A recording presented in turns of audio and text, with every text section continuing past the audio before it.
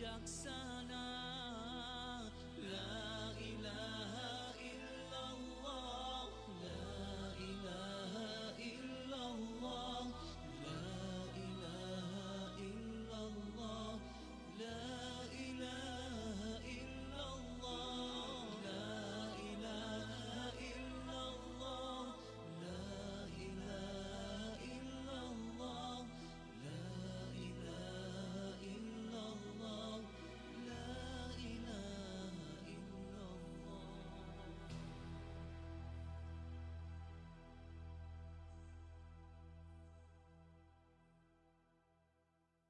la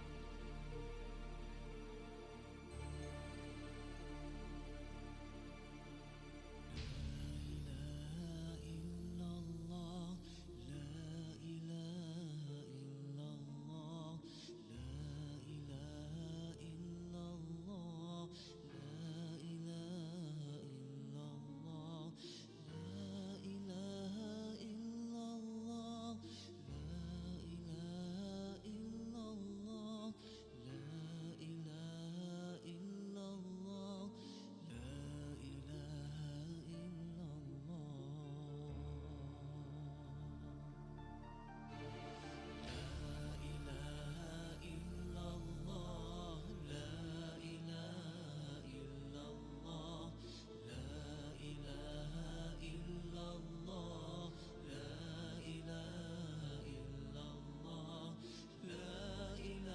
illallah.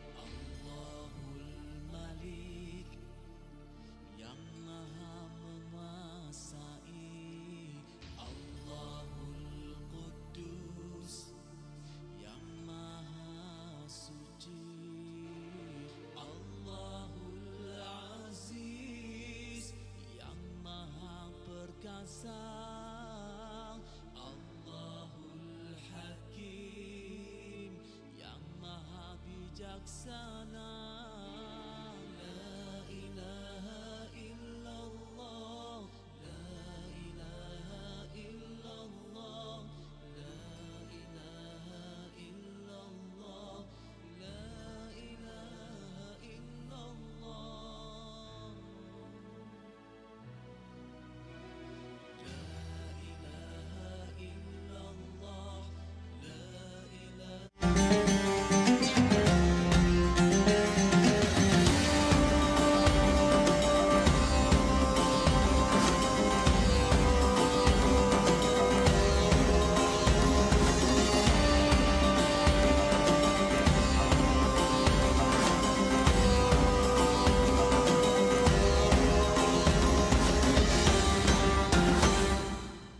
Bismillahirrahmanirrahim. Allahumma salli ala Sayyidina Muhammad wa ala ali Sayyidina Muhammad. Apa khabar penonton-penonton? Assalamualaikum pada pagi ini. Mudah-mudahan kita sama-sama mendapat keberkatan di waktu pagi, insya-Allah, yang mana ialah kita pada pagi-pagi berbangun, orang kata yang mana pagi-pagi inilah segala ilmu yang kita ambil dapat ilmunya dapat masuk dalam pada kepala kita, insya-Allah, dan dalam pagi inilah yang kita mencari keberkatan sebenarnya. Dan insya-Allah bersama kita yang mana kita kongsikan ilmu supaya kita dapat membina syurga di rumah, supaya satu hari nanti kita dapat membina rumah di syurga, insya-Allah. Mudah-mudahan apa yang kita doakan supaya kita semua dapat masuk syurga sekeluarga, insya-Allah. Bersama-sama kita menimba ilmu, mengambil pelbagai ilmu yang disediakan supaya kita dapat membina ummah, yang kita satukan ummah dengan ilmu, insya-Allah. Pagi ini topik yang kita nak bawakan iaitu usah lengah bersedekah, dan bersama dengan tetamu istimewa kita pada pagi ini iaitu Ustaz Hafiz ataupun PU Hafiz selaku duta Masjid Al-Muqarrabin. Assalamualaikum Ustaz. Waalaikumsalam warahmatullahi wabarakatuh. Ya, terima kasih bersama dengan kami pagi ini. Pagi-pagi subuh Ya, Allah betul Akbar. Ustaz. Dan sekarang ni subuh pun dah makin lewat Ustaz. Okey. Berkejar-kejaran kita. Ya, kita. Dan Ustaz bersempena dengan mengambil keberkatan bulan Syaban yang mulia ni, mungkin Ustaz boleh kongsikan apakah keistimewaan dan juga amalan yang kita nak kejarkan, yang kita boleh lakukan dalam bulan ini untuk meraih ganjaran daripada Allah Subhanahu Wa Taala. Baik, bismillah, alhamdulillah, wassalatu wassalamu ala rasulillah. Amma ba'd, terima kasih. Sebenarnya kepada para pendengar, bakal-bakal penghuni syurga Allah Azza wa Jalla. Amin, amin. Tuan-tuan yang dirahmati Allah, Allah Taala sebut di dalam surah At-Taubah, a'udzubillahi minasyaitanir rajim, inna iddatash syuhuri 'indallahi 12 syahran fi kitabillah. Sesungguhnya Allah Subhanahu Wa Taala menjadikan setahun ini ada 12 bulan. Yang mana ketika penciptaan langit dan bumi lagi minha arba'atun hurum, ada 4 bulan yang haram. Iaitulah 3 bulan berturut-turut, Zulqaidah, Zulhijjah, Muharram, dan 1 bulan terpisah, bulan Rajab yang mundur. Bulan Rajab kita baru lalui. Sebab bulan Rajab ada kelebihan bulan haram. Bulan Ramadan selepas Syakban kita tahu bulan yang penuh keberkatan, turunnya Al-Quran, ada malam yang lebih baik di 1000 bulan. Tapi apakah kelebihan Syakban? Secara khususnya bulan Syakban ini tiada kelebihan yang khusus. Tidak disebut sebagai bulan haram, bulan-bulan keberkatan secara khusus. Hatta para ulama menyebutkan ramai di kalangan kita ni lalai dan leka di bulan Syakban. Jadi sebab itu hari ini kita nak ingatkan, sebab Nabi SAW paling banyak berpuasa penuh, mana puasa banyak selepas Ramadan. Dalam 12 bulan ni Ramadan memang penuh dah. Bulan yang paling banyak Nabi berpuasa selepas Ramadan adalah bulan Syakban. Seperti mana hadis daripada Sayyidatina Aisyah radhiyallahu anha, aku melihat Nabi SAW berpuasa seolah-olah tiada hari yang tidak berpuasa. Seolah penuh Nabi berpuasa. Seperti sebulan Nabi puasa. Tapi ada juga setengah-setengah tahun yang Aisyah juga menyebutkan, aku melihat Nabi berbuka, maknanya Nabi tidak berpuasa, maknanya tak banyak berpuasa. Mana ada hari berpuasa dan tidak puasa. Tapi yang paling penting adalah sahabat-sahabat Nabi menggantikan puasa pada bulan Syakban ni. Jadi kepada abang-abang, akak-akak dah ganti puasa belum? Ustaz, kenapa abang-abang kena ganti? Manalah tahu kan? Kadang uzur dan sebagainya. Jadi bulan ini sebagai bulan persiapan. Bayangkan kalaulah bulan Ramadan, malam Ramadan tu barulah kita masuk gear 3. Tiba kereta ni kalau tiba-tiba masuk gear 3 rosak kan. Jadi samalah diri kita. Kalaulah malam Ramadan terus kita nak sembahyang 20 rakaat tarawih. Terus nak baca Quran 1 juzuk. Silat-silat seminggu cuti. Kita tak buat apa-apa dah lepas tu kan. Sebab itu kena mula daripada Rajab. Mula Syakban masuk ke Ramadan. Sebab kita nak pada seperti mana para sahabat dahulu, mereka bersedia sittata asyhur, 6 bulan sebelum masuk Ramadan mereka dah bersedia. Ingat tak doa yang kita baca? Allahumma barik lana, jangan salah, fima razaqtana.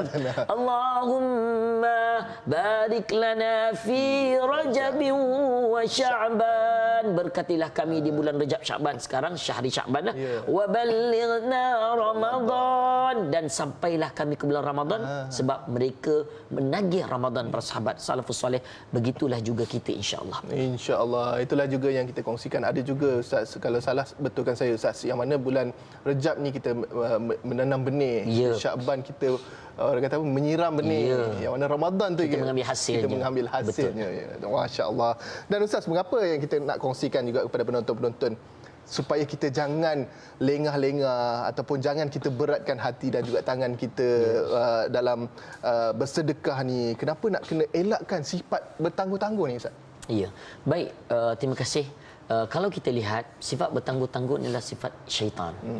Sifat melambat-lambatkan. Dalam ibadah ni tidak boleh kita sesuka hati. Lebih-lebih dalam 6 perkara. 6 perkara ni kita kena cepat segerakan. Orang mati kena segerakan bumian. Orang buat dosa kena cepat bertaubat. Termasuklah apabila kita sampai cukup nasab, kita kena menunaikan sedekah wajib. Sedekah ni ada yang wajib, iaitulah kita punya zakat. Zakat emas, ibu-ibu kat rumah sana, berapa kilo emas kat rumah? Masya-Allah. Kan? Kalau 85 gram kalau di Selangor, saya contoh, tapi tak jauh beza lah. Kalau kita dah pakai sekali, kita buat bagi majlis pakai, mana tidak dikenakan zakat. Tapi lebih kita kena 2.5% dengan nilai masa-masa. Semasa. Gitu beli emas kan? Allahu Akbar. Saja Saja cincin kan. Tapi mesti mahal lah, 250. Itu naik 280, kan turun sekejap, tapi mahal. Maknanya 25%. Itu zakat yang wajib. Tapi ada zakat yang sunat yang kita perlu segerakan juga. Kenapa? Sebab kita tak tahu bila kita akan pergi menemui Allah Ta'ala. Allah Ta'ala ingatkan, lan tanalul birra hatta tunfiqu mimma tuhibbun. Sesungguhnya tidak akan sama sekali kamu akan capai satu kebaikan. Apa yang kamu nakkan dalam hidup kita ni, tak akan kita capai. Melainkan kita menginfakkan apa benda yang kita suka. Sebagai contoh saya bawa bagaimana sahabat Nabi Khalid bin Al-Walid. Dia pernah dalam peperang Uhud, dia tentera Quraisy ketika itu merampas Bukit Uhud sebab dia adalah penunggang kuda terhebat dunia. Hatta ketua polis negara Arab Saudi pada tahun 1950-an, dia cuba menggunakan kereta pacuan 4 roda rampas bukit ni, dia kata tak mampu. Dengan teknologi hari ni tak mampu. Tapi Khalid hebat. Tapi ketika dia memeluk Islam, ketika turun ayat ni, Khalid bin Al-Walid menginfakkan benda yang dia suka, iaitulah pakaian baju perang dia, dengan kudanya, dengan pedang dia yang dia suka. Benda yang kita suka ini mungkin, adakah kita mampu nak, kita suka pada iPhone, sekarang iPhone 14 ke 15 14 katakanlah kita suka, sanggup kita sedekah benda yang kita suka? Ustaz, cabar Ustaz, cabar kan? Dia suka. Tapi salah satu yang manusia suka adalah wang ringgit. Jadi bayangkan kalau wang ringgit bulan Syakban ni, kita dah mula bersedekah, memberi motivasi tuan-puan ni pagi-pagi ni, subuh ni, sedekah subuh ni. Ambil peluang. Kalau kita tertangguh-tangguh, kita akan rugi. Sebab kita tak nak ada sifat bakhil. Kata seorang ulama, Imam Ibn Abi Hatim, mengatakan di syurga nanti adanya ranting-ranting, ada satu pokok dan pokok sedekah. Ranting-rantingnya berada di syurga. Ranting-ranting berada di dunia. Maka pokoknya hasilnya di syurga. Begitu juga orang yang bakhil, ada nama pokok bakhil. Yang mana pokok itu ranting-rantingnya ada di syurga, di dunia. Maka kalau kita ada sifat bakhil, walaupun bakhil ni sebenarnya besar, bakhil masa dengan keluarga, bakhil ilmu, tapi bakhil duit sedekah ni, kita tak nak macam Haji bakhil bakhil bin Kedekut. Kita tak nak macam kisah tu. Kita nakkan kita mengeluarkan, percayalah apa yang kita infakkan Allah akan menggandakan dan memudahkan hidup kita dalam urusan hidup kita, kerana kita memudahkan urusan orang lain, khususnya persiapan kita Syakban nak masuk bulan Ramadan, insya-Allah. Masya-Allah, insya-Allah. Itu dia. Dan juga kita nak tahu dengan lebih lanjut berkenaan dengan apa sebenarnya kebaikan bila kita bersedekah, berinfak dan juga berwakaf ni. Masih lagi bersama dengan Ustaz, insya-Allah. Ustaz, kita nak berhenti berehat dulu seketika. Kembali lagi dalam Assalamualaikum Subuh. Selepas ini teruskan bersama dengan kami, insya-Allah.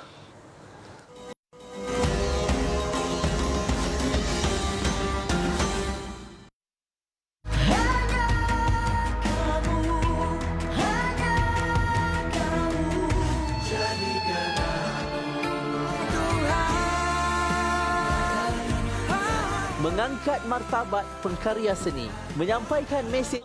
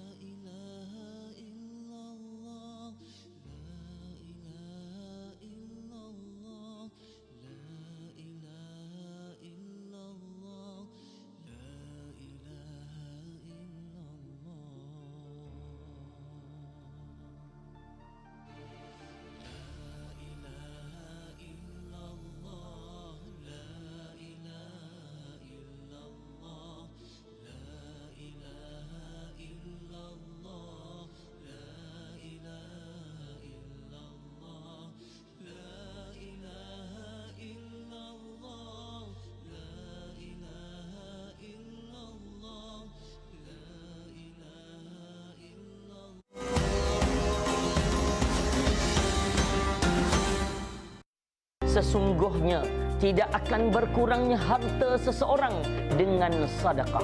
Hadis riwayat Muslim. Kita boleh lihat bagaimana Sayyidina Uthman bin Affan yang menginfakkan 20,000 dinar yang menyamai RM20 juta ringgit nilai hari ini untuk membeli telaga biru rumah sebagai wakaf digunakan untuk penduduk Islam. Dan ketika itu juga kalau kita lihat hari ini kita ke pejabat tanah di Mekah Madinah masih tertulisnya nama Sayyidina Umar Al-Khattab, Sayyidina Uthman bin Affan yang mereka ini adalah pewakaf kepada tanah-tanah sekitar di Mekah dan di Madinah dan pahalanya mengalir sehingga hari ini. Jazakumullah khairal jaza. Jutaan terima kasih kami ucapkan kepada hartawan dan dermawan atas sumbangan dan infak anda sehingga terbinanya rumah Allah Masjid Al-Muqarrabin Kampung Kundur Gua Musang Kelantan yang akan memuatkan sampai 700 orang jemaah pada bulan Ramadan.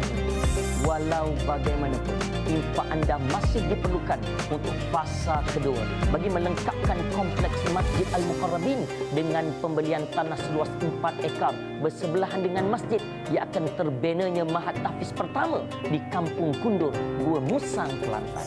Tunggu apa lagi? Ayuh berinfaklah dan berwakaflah kepada dana pembinaan Masjid Al-Muqarrabin sekarang. Insya-Allah rezeki kita tidak akan terhenti, tetapi Allah Azza wa Jalla akan mengganda-gandakan rezeki kita di dunia dan mencurahkan pahala di akhirat kelak.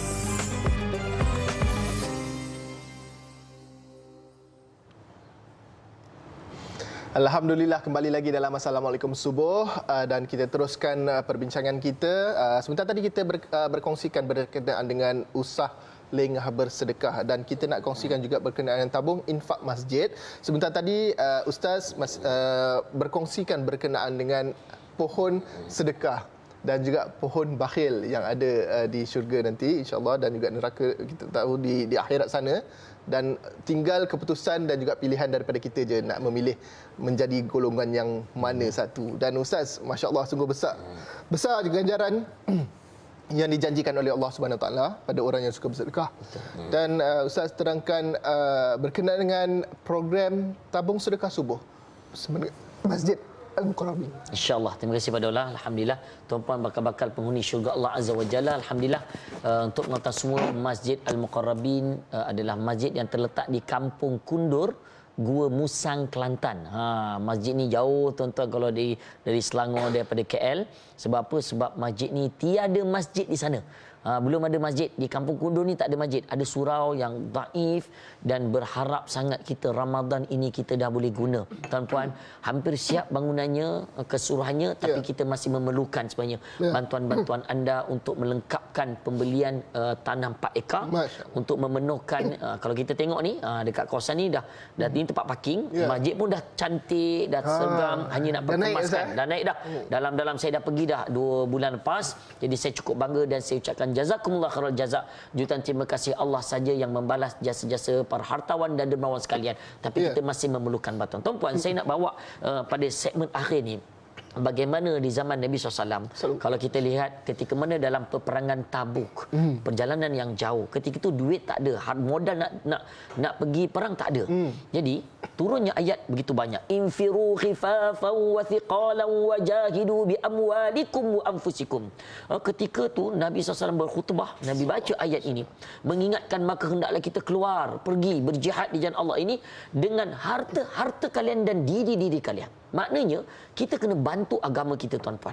Mungkin rumah kita di kawasan kita ada masjid, tapi di Gua Musang Kelantan, di Kampung Kundur sana, mereka memerlukan bantuan kita. Ketika itu Nabi tanya siapa yang boleh bersedekah, boleh bantu.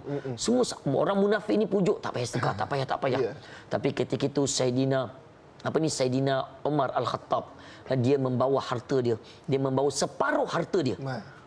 Beribu dinar juga dia bawa, ambillah ya Rasul, keping emas. Nabi ambil. Kemudian dalam masa yang sama Sayyidina Abu Bakar pula datang. Dia waktu tu pula dia bawa ke semua harta dia. Ambillah ya Rasulullah SAW semua harta ni. Nabi tanya pada Sayyidina Umar, ada tak kau simpan untuk keluargamu? Ada. Abu Bakar, ada tak kau bagi semua harta ni? Ada tak tinggal untuk keluargamu? Ada ya Rasulullah. Rasulullah pun tanya, boleh habis bagi semua ni? Kau bagi semua? Yang diriwayatkan dah 4,000 dinar. 4,000 dinar ni, satu keping dinar ni menyamai 4 gram lebih emas, lebih kurang 1,000. Maknanya kalau dekat 4 juta duit, sekarang kalau ikut nilai dulu lagi mahal lah, yang mana 4 juta ni ambil dah semua untuk jalan Islam. Habis ada tak keluarga? Ada. Habis apa yang kau tinggalkan? Aku meninggalkan ahli keluargaku, Allah wa Rasul. Yang ku tinggalkan, ya Rasulullah, kata Sayyidina Abu Bakar, Allah dan Rasulnya saja. Tuan-tuan, manusia, satu-satu manusia umat Nabi Muhammad yang diharuskan menginfakkan semua hartanya hanyalah Sayyidina Abu Bakar. Orang lain kalau nak bagi, kena ada untuk keluarga kita tinggalkan. Sayyidina Osman pula membawa beribu dinar, 1,000 dinar, sehingga Nabi SAW membelik-belikkan keping emas. Dan kemudian ketika itu diberikan 300 unta. Tuan-puan, apa yang saya nak kongsikan, dalam masa mereka yang berharta ni, ada sahabat yang tak ada harta. Dia bawa beberapa kilo tamar. Ya Rasulullah, aku tidak ada harta ya Rasulullah, tapi aku ada beberapa kilo tamar untuk digunakan. Bahkan ada sahabat yang bawa separuh kilo tamar. Tuan-puan, adakah Nabi tolak rezeki ini? Nabi menerima, mudah-mudahan boleh digunakan oleh sahabat ketika bergerak. Tuan-puan, subhanallah. Jadi tidak kira mereka yang kaya atau yang tidak berada, tapi percayalah dengan janji Allah Ta'ala. Apabila kita membantu, kita man-naffasa'an mu'min, siapa yang membantu orang di dunia ini, maka Allah akan mudahkan urusannya di akhirat. Dan kita yang kita nak bina ini adalah masjid Allah, rumah Allah yang berkekalan. Macam mana tadi saya sebutkan, kalau kita pergi ke Mekah, tuan-puan, kita pergi ke Madinah, kalau kita lihat pergi ke pejabat tanah dia punya apa ni, geran tanah tu masih tertulis Sayyidina Abu Bakar As-Siddiq, Sayyidina Umar Al-Khattab, Sayyidina Osman bin Affan. Tanah tu ada hotel, tanah tu kepunyaan Sayyidina Umar sampai hari ini, dan diwakafkan. Bayangkan harta yang mengalir berterusan. Itulah yang kita nak ambil peluang, tuan-puan, iaitulah sedekah itu adalah sedekah jariah. Kata Imam Nawawi rahimahullah, adalah sedekah jariah. Jadi alhamdulillah ya Allah dan semua masjid kita ni, kita kalau siap 700 orang boleh solat. Kalau dengan kawasan luar boleh cecah ke 1,000 orang. Kita dah dapat kutip hampir 2.5 juta. Saya ucap terima kasih banyak. Tapi kita perlukan 3.5 juta lagi nak siapkan kompleks ni terus keseluruhan. Dan ia adalah di tempat laluan utama. Mereka yang nak daripada Pantai Timur, kemudian mereka nak ke arah Cameron Highland atau ke Kuala Lumpur pun. Jadi saya tengok kereta tak berhenti lalu. Jadi memang kawasan yang cantik untuk orang musafir boleh berehat. Jadi kita nak lengkapkan dan kita perlukan bantuan anda. Ingatlah tuan-puan, apabila kita berada di penghujung hayat kita, ingat ni penting ni, apa dia? Kita akan berkata dengan Allah Subhanahu Wa Taala seperti mana Allah Taala sebutkan. Apa kata Allah Subhanahu Wa Taala? Bahawa kita, ya Rabb, wahai Tuhan, lambatkan kematianku. Laula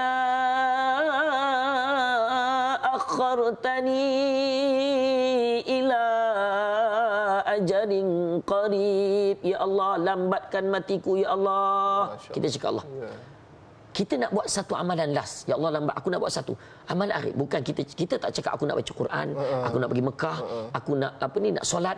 Tapi kita cakap fa as-saddaqa wa akum minas salihin. Ya Allah, aku nak sedekah akhir ya Allah. Jadi peluang itu mungkin kita tak sempat lagi dah.